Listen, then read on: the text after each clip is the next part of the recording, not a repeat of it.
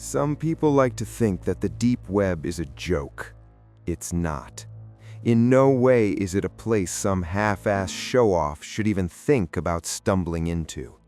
In fact, I would tell even the most seasoned of hackers, with any fiber of a moral compass, to stay the fuck away from that place, because it's a place that will scar you and leave you terrified to follow the cyber footprints left by someone else's shadow ever again. I know this because I'm a hacker, or at least I used to be one. I had been using computers since I was 12 years old. I had always been fascinated with the idea of being a cyber crusader, determined to find the new uncharted territories of the internet. By the time I was 20 years old, I could both safely and confidently call myself an ace when it came to hacking. I could keep up with the best and had made a name for myself among many other netizens on the web. Anyone who was a hacker knew about the deep web. It pretty much had the same purpose as most would speculate it does today. Drugs, guns, illegal imports, you name it, and that place pretty much had it. It was about halfway through the first semester at my school, sophomore year of college, and I was a regular customer on the digital black market. To access the deep web, you didn't have things like Tor browsers, not back then. You needed to know what you were doing. Ghost hacking, proxies, parent directories, backdoors, scramblers, dump sites. Back in the day, it was often referred to as the darknet. I had just gotten some new equipment for my computer when I noticed I had an alert from one of my net friends saying they had stumbled across something interesting, a series of black boxes that, when opened, seemed to lead you down another web directory. It was like tunneling, but more vast. Knowing my curious nature, he had passed the information on to me. 7 boxes he had come across, and upon reaching the 7th is where he'd gotten stuck. Challenge accepted. In 10 short minutes, I was ready to go. I followed his pathways and activated my encryptions to keep myself safe.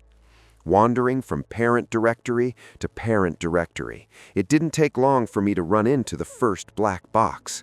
In about half an hour, I ran through all 6 black boxes. Coming across the 7th, I realized that the encryption on this particular box was very different. It was a unique lock.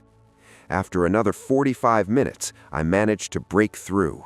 There was only one thing inside of it, a redirect hyperlink labeled WTTMH. Like a frickin' pleb, I just clicked on the link and let it redirect me. About 5 minutes later, the web page finally loaded up. Soft, creepy carnival music played in the background, barely above the sound of a whisper. Across the window, in big bold letters, read, "Welcome to the Monkey House."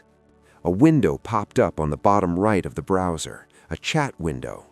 A greeting message appeared that read, "Welcome to the Monkey House, home of all the chills and thrills you can imagine, and some even beyond your wildest dreams. Would you like a guided tour?" Despite my interest, I didn't want to linger. "No, thank you," I wrote. "If you insist. Do you already know your way around the Monkey House then? I don't think I've seen you around here before." "No, I was referred by a friend." I panicked. Something told me that this wasn't some bot. I was talking to a real person. "Oh, you mean for the event this evening? We had given guest vouchers to all of our VIP members so they could invite their friends to tonight's special event."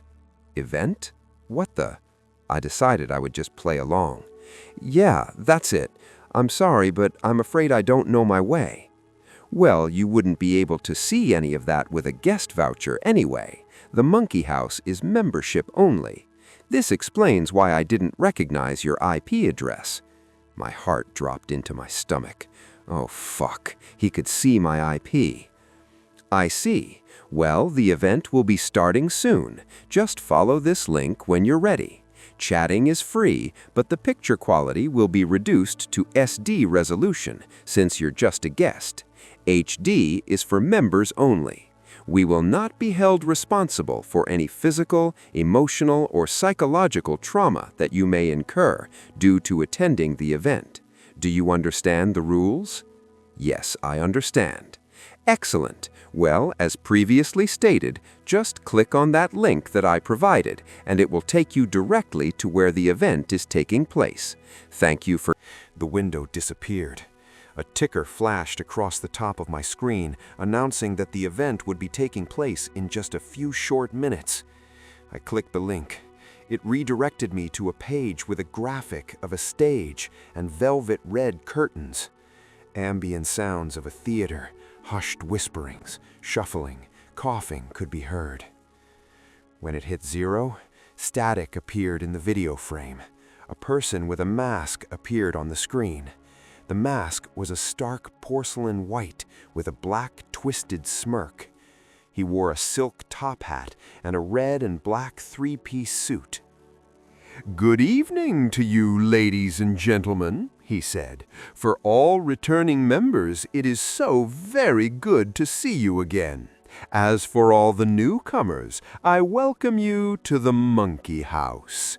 I'm your host, Hans Twilight, the ringleader of this humble little carnival of mine." I leaned back in my chair. "We have a very special treat in store for all of you this evening. Are you ready for this little show of ours to begin?" The chat room was flooded with messages. Hans leaned towards the camera. "Very well. Let the show begin." He gestured with his cane to an area behind him.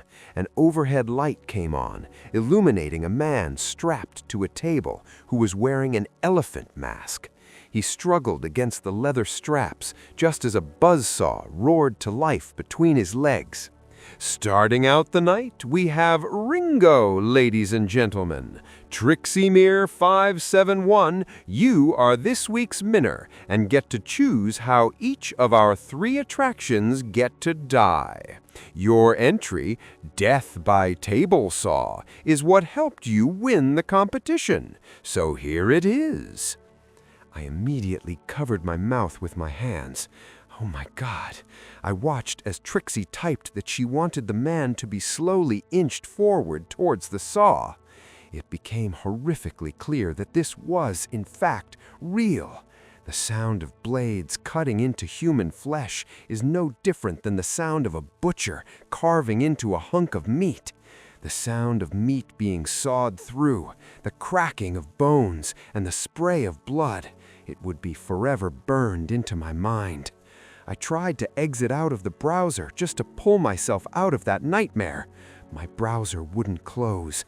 I couldn't get out.